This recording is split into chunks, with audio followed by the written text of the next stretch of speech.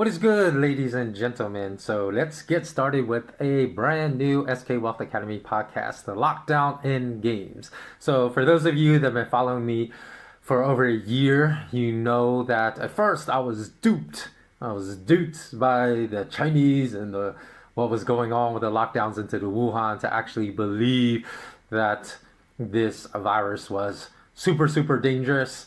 And then especially when all the Western world and the UK has so many restrictions right now, probably the harshest restrictions in the entire world. Some of them exist in the UK and Australia.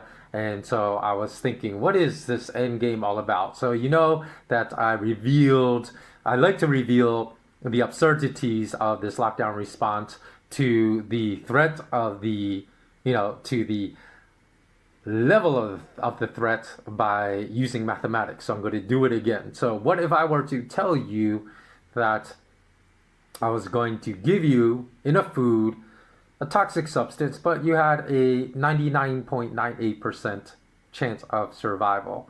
And I said, if you just eat this apple that I injected with this toxic substance, but you have a 99.98% chance of survival and of full recovery. And if you just take a bite out of this apple that's been infected with this toxin, but extremely low level toxin, obviously, given their survival rate, your chances of survival and full recovery, 99.98%. Would you take a bite for $1,000,000? Now, most people would say yes right away, but some would still question, want to be convinced even more.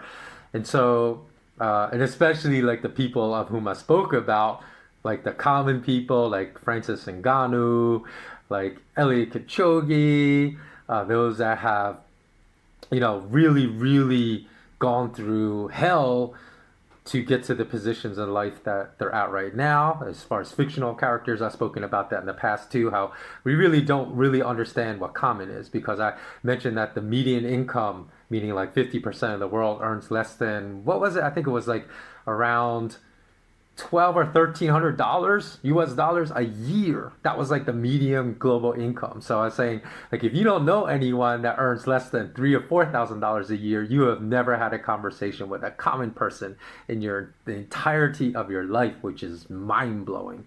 So so some people, I would imagine, like anyone that's been through like years of hell, wondered where their next meal was coming from, would do that in a heartbeat, right? But take a bite of the apple, up a 99.98% chance of survival. You say, if I do it, I'll get $1,000,000. They would do it. But some people would be more cautious and would take a little more convincing. So I would say, okay, well, let me just tell you the dangers of other common diseases that everyone knows. Okay, for example, tetanus is a bacteria. We all know because we heard the tetanus shot, right? So you have a 2,500 times greater chance of dying from tetanus than the substance I injected in this apple, this low-level toxin.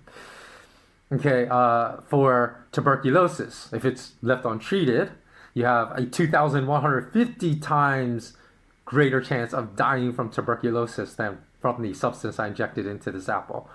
From dengue fever, I've had a friend that had dengue fever, and trust me, it's horrible. There's a reason it's called bone-breaking disease. It is awful as far as what you go through if you have a bad case of dengue fever. But still, dengue fever is 1,800 times more dangerous, more fatal than that substance I injected in this apple, of which if you take a bite, I'll give you $1,000,000. We all heard of SARS, right? SARS was like a virus that circulated through Asia. Even SARS, you had a 550 times greater chance of dying from SARS than this substance I injected in the apple. Cholera, we've heard cholera because millions of people around the world die from cholera every year. There are literally thousands of people, right, that die every single day, or maybe not thousands, but at least hundreds that die every single day from getting cholera. So if left untreated, you contract cholera, and if it's left untreated, and of course, if you live in extremely poor rural conditions without good access to medicine, you have a 2,500 times greater chance of dying from cholera than the substance I injected in your apple. So of course, all poor people, if I offered this apple, people would take a bite for $1,000,000. MERS, you may have heard of MERS. Remember the Middle East Respiratory Syndrome? Again, you had a 1,750 times greater chance of dying from this than from MERS. And finally, bird flu, you are 3,000 times more likely to die from bird flu. So why were all the countries shut down when bird flu was a thing? Of course, if you don't, I live on the Asian continent, but if you don't, you probably almost certainly still heard of bird flu, but the Asian continent was not shut down for bird flu. Okay, when that happened, just the areas people were quarantined where they got bird flu, but bird flu, the fatality rate is 3,000 times greater than this substance. So would you take a bite? You know, most people having heard of all these diseases, knowing that these diseases are thousands of times more fatal than this substance. You have a 99.98% chance of survival with a full recovery. Yeah, they say, I take a bite for $1 million. Of course. You know what that substance is? That substance is COVID. The thing that the entire world is being locked down for. If you're 50 years and younger. And I will say this caveat because I always try to be as objective as is possible. Although, like I said in previous podcasts, we all have a little bit of bias within us. But I will be objective in this instance at that 99.98% survival rate. And if you're 19 and younger, the survival rate for COVID is 99.997%. Okay, so there's almost like zero risk, very little risk to anyone that's 50 years of age or younger.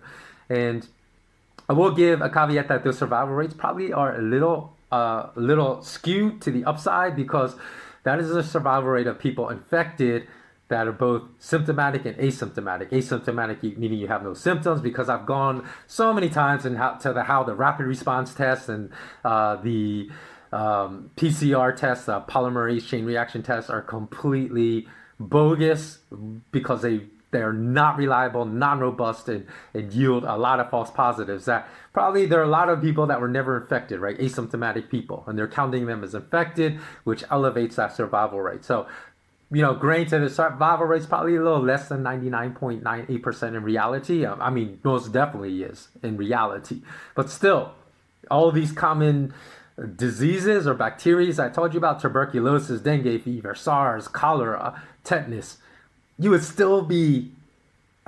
would still be 1,000 times more dangerous. Because remember, I told you bird flu was 1,000 times more fatal, tetanus 2,500 times more fatal. So even if those survival rates are inflated because you're using false, bad, asymptomatic data as people that have been infected to determine that 99.98% survival rate, those diseases are still thousands of times more dangerous, even with the real survival rate. Okay, so what is the end game of this lockdown? Okay, and the absurdity of that, I mentioned like in another sports league, absurdity that was just in the National Football League. I saw an article that said they spent $100 million, did 959,860 tests to get through their season. This is absurdity. And sports coaches and players are spreading all this propaganda because anyone that spreads propaganda, they don't know how to look at the facts, which I just gave, and about the danger and whether it merits these type of strict protocols in all these professional sports leagues, which the answer, of course not. So if athletes could actually think for themselves, I would hope that some with prominent followings would actually understand the truth and start speaking out, speaking truth to power for once in their lives. Okay, so the end game of these lockdowns, what is it? Okay, so I thought about this a lot. I thought about what is the end game then? Why are they doing, what kind of mentality, besides a compliant mentality, obviously, that's one of their goals, to kind of instill a learned helplessness personality amongst billions of people around this world, and a compliant, obedient, serf-like mentality to their mandates, blind obedience. But that's a given. Okay, so what else could be the end game? So the end game, after much thought, much research, I concluded it was to bring the global economy into this digital economy as quickly as possible. Because once you have everything digital, that gives them complete control, not only over our thought processes, but over our financial lives, right? If you go to 100% digital currency, there's no more cash, no more coins, which of course we keep hearing these things about, because of COVID, you don't want to pass the virus on through the money, so you got to get rid of money. Everything should become digital. Like the UK is pushing that narrative hard. The US has been, Canada's been pushing it hard for years. Australia's been pushing it hard for years. So I believe that the purpose of these totally disproportionate lockdowns to the low level threat of this virus to anyone 50 years of age and younger is because they want to use this as an excuse, opportunistic excuse to usher in the global economy to advance. It's almost like, 9/11, how the what was that report that was put out by that think tank that said we need a new Pearl Harbor in order to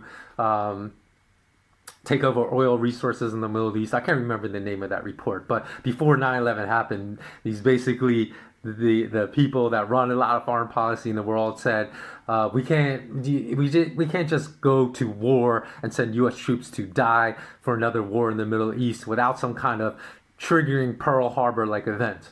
So I feel like for COVID, this is like the Pearl Harbor event to fast forward their agenda into the global economy. Because here's why I'm going to say that. Because if we look at India, right? In 2009, India launched Aadhaar. And what is Aadhaar? Because of course it was sold to the Indian public as a benevolent program. Hey, we're going to fingerprint everyone. We're going to take retinal scans of everyone. We're going to give everyone a unique 12-digit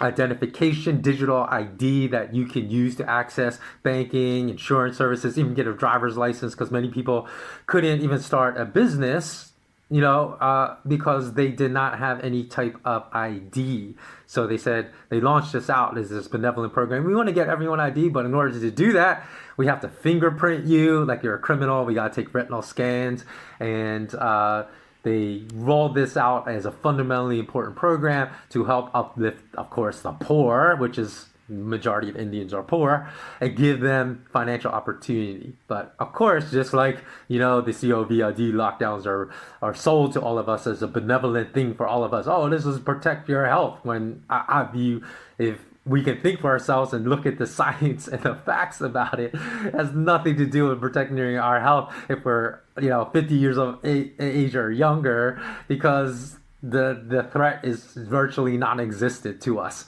Okay, so if we look at under the guise of this, the government, we're from the government and we're here to help, which, remember, I know I just paraphrased that, but former U.S.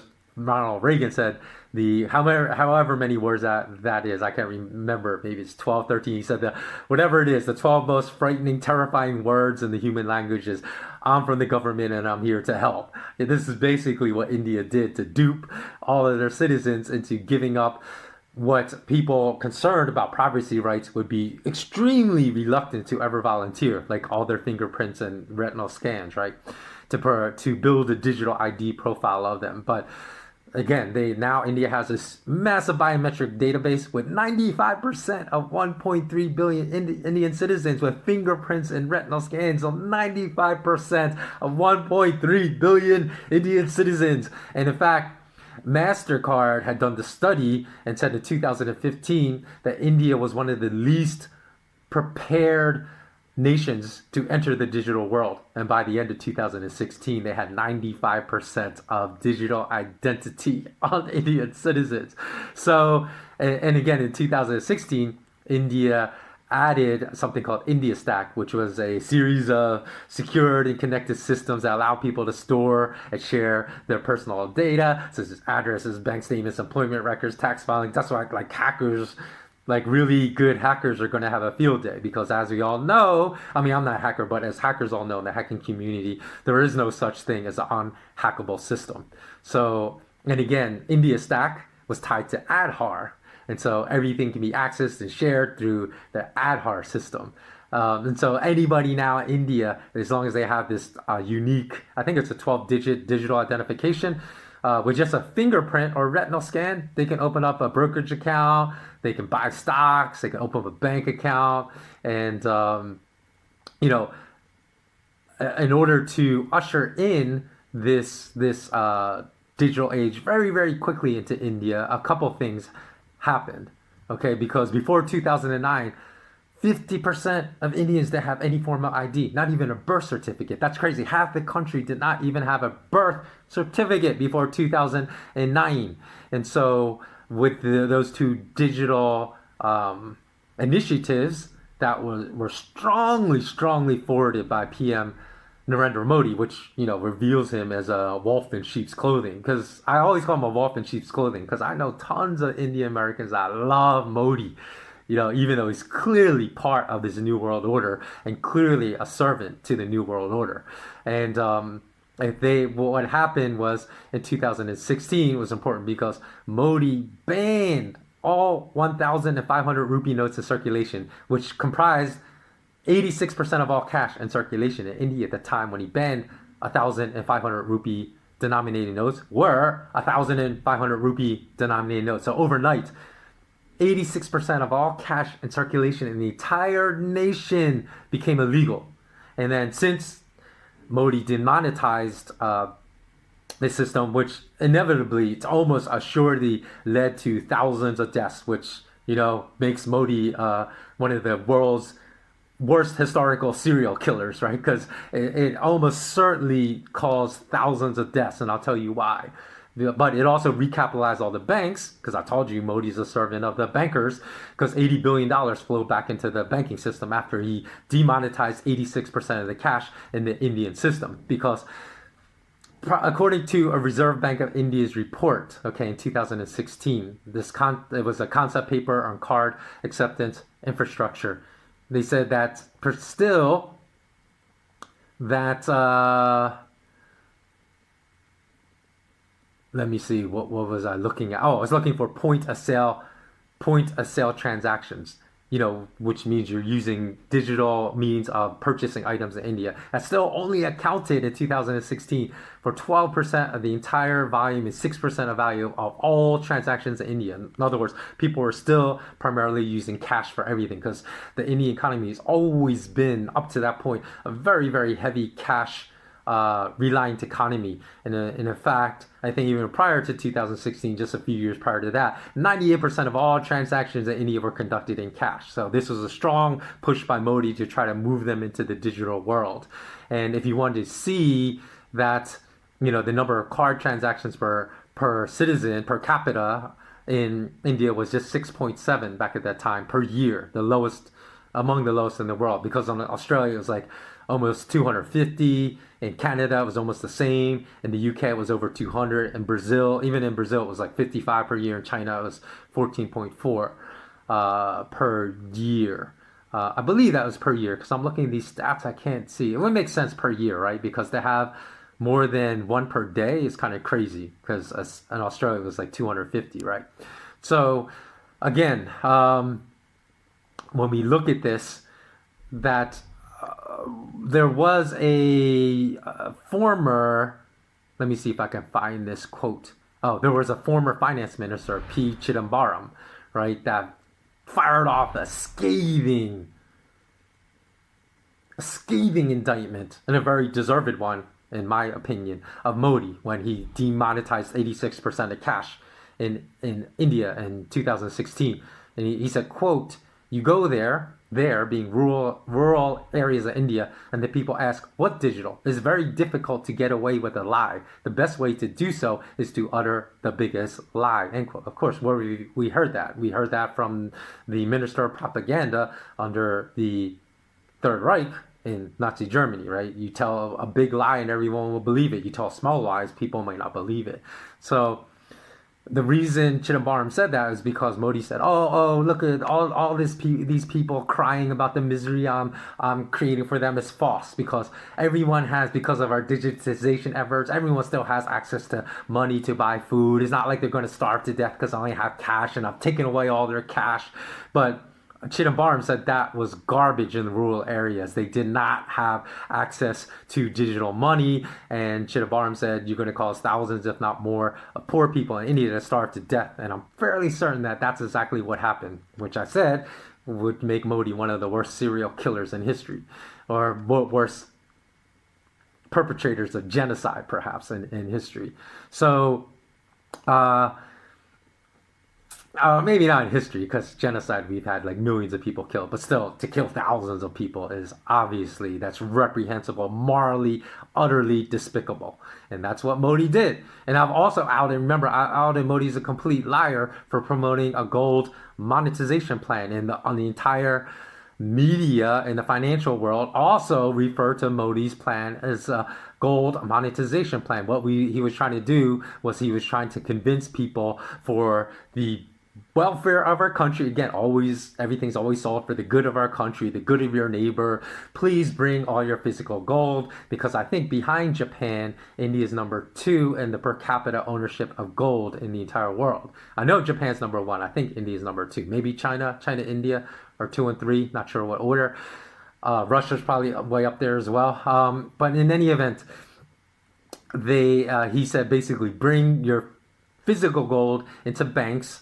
Banks will safekeep it for you, which we know is another way of saying if you give it to a bank, you may never see it again, and in turn will hand you this worthless paper certificate that pays you an annual interest rate. And the annual interest rate, I can't remember, but it's comical. It was comical because I even wrote an article, I'll put it in the link below in the podcast show notes, that warned Indians that Modi was trying to dupe them into reverse alchemy, turning their physical gold into worthless paper. And I said it was comical that all the mass media outlets were referring to Modi's gold demonetization scheme as a gold monetization scheme, which also revealed their inseparable link, to statism and to all the global oligarchs around the world, because they were flat out lying about his program.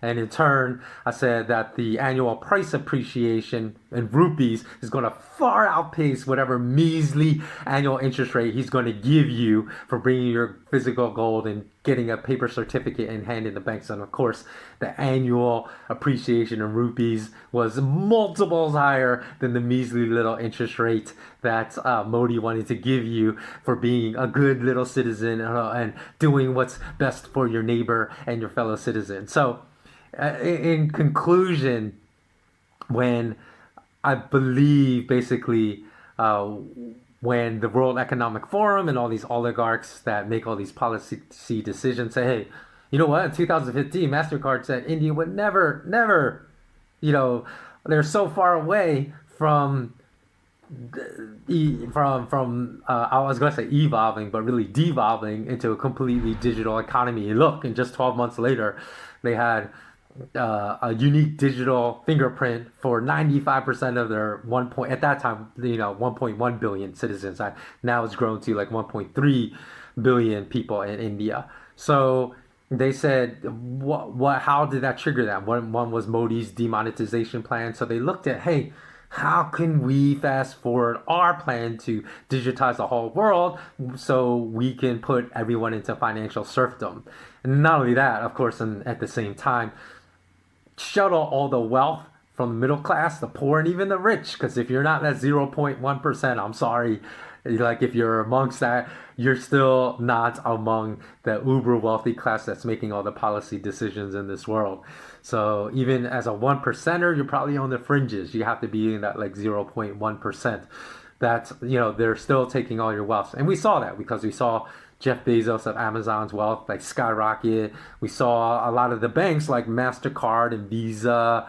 We saw a lot of them be recapitalized because everyone was spending online during these lockdowns. So they saw this as an opportunity. Hey, it doesn't matter that this, the COVID is not really that lethal. We'll just say it is. People believe anything we say as long as it's on, the news channels, and then we can transform the global economy into a digital economy that gives us more control over everyone much more quickly than would have been possible if everyone can just freely travel about within their domestic borders and also outside of their domestic borders. So that is the end game. So what we need to do, for those of us that understand this, we need to fight this as much as possible. And we need to also educate all of our friends, our colleagues at work, our family members that are on board with, if the state says I must wear double mask, then I must wear a double mask. If the state says I must not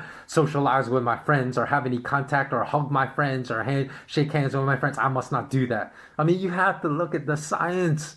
You have to look at the science and the facts. And like I said, you shouldn't now, in a previous video, you should never, never allow your opinions to be influenced by any debunking stories too, because Bloomberg and Reuters, they always debunk stories, and their debunking stories are fake news. Because what you need to do is you need to go to the source. Okay, whenever they say a story's been debunked, then go to the source of how they debunked it and look at the methodology, and you'll find out that it's complete lies most of the time. And you have to go to the source of anything to really and look at the methodology to see it's robust, to understand what to believe and what to throw in your rubbish bin. Okay, so that basically wraps up what I wanted to say about that. So thanks so much for listening. Thanks so much for your support. If you're a current Patreon of mine or you've donated to my GoFundMe campaign, I really want to give a lot of thanks. If any of you have ever gotten any value out of anything I've ever produced over the last 16 years and you'd like to throw a little bone my way, you can do so by becoming a patron.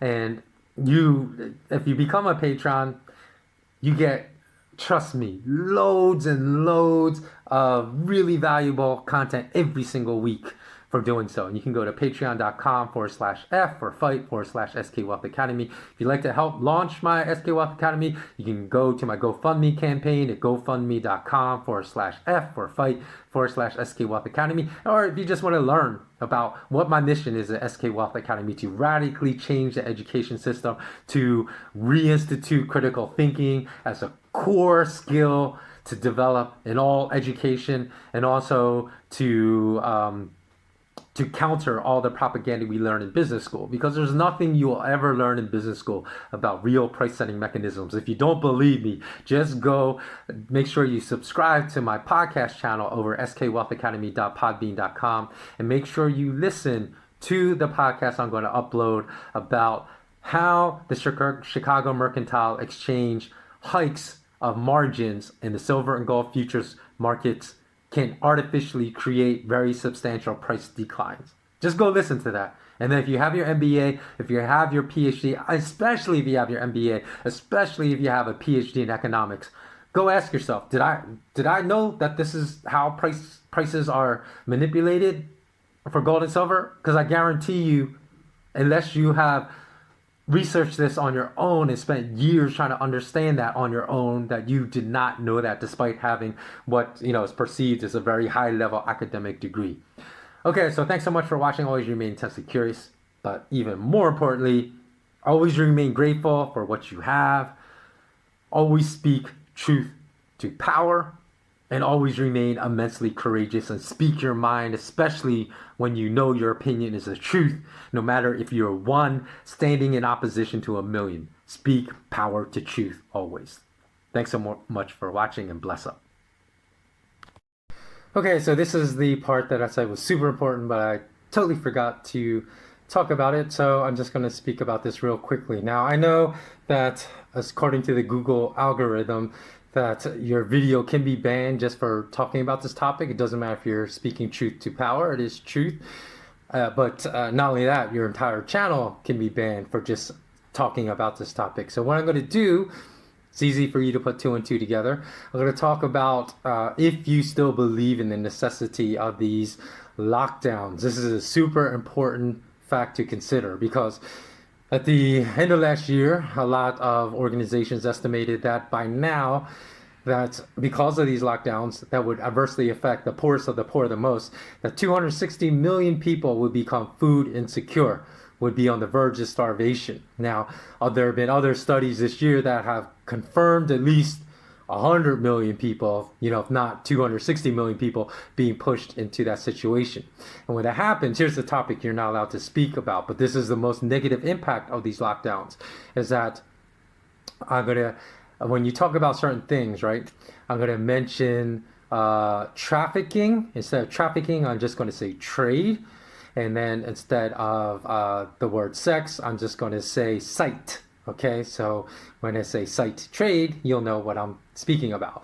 So there has been an explosion in the child site trade in on the Asian continent because of this. And this is why. Because when hundreds of millions of people are pushed into food insecurity, they start putting up their children as collateral to take out loans. And the people that they take out loans from that demand their children as collateral then are put into the site trade. So this is literally ruining, and the site trade has exploded in Asia in 2020 going on into this year. So this is literally ruining the lives of millions of children. So think about that. If you still believe these lockdowns are necessary, that this, because of this, as a direct result of these lockdowns, the site trade all around the world, probably not just in Asia, but in poor nations all around the world, has been exploding. And unfortunately, there are parents out there that see this as the only way out for them to survive, is to then put their children up as collateral, have them enter the site trade, and this is happening as a direct result. So I know that there's like tons of YouTube channels out there that have millions of subscribers and have millions of views every time they put up like rescuing a dog. And yes, I love animals too, but there are no channels out there that ever speak about rescuing children, as solely devoted to rescuing children that I know of, or at least that are as popular. And that's a travesty, right? You don't have anyone speaking about the necessity to rescue millions of children from a fate that is worse than hell, because these dogs are just abandoned. But worse than that, these children are not being abandoned. They're being used as collateral to make money, and they're being put into the site trade, and their lives are hell from the age of 6, 7, 8 years and forever, for years and years on end. So just think about that. That's a super important negative consequence of these lockdowns too, that if you support these lockdowns, it is your duty as a global citizen to find out the truth about this, and find out, like I say, I never tell anyone, hey, just blindly believe what I say. It's your duty to do the research to discover of whether or not what I'm saying in this video is true or not. So that's the last word I wanted to say. So thanks so much for watching, and as always, remain immensely courageous.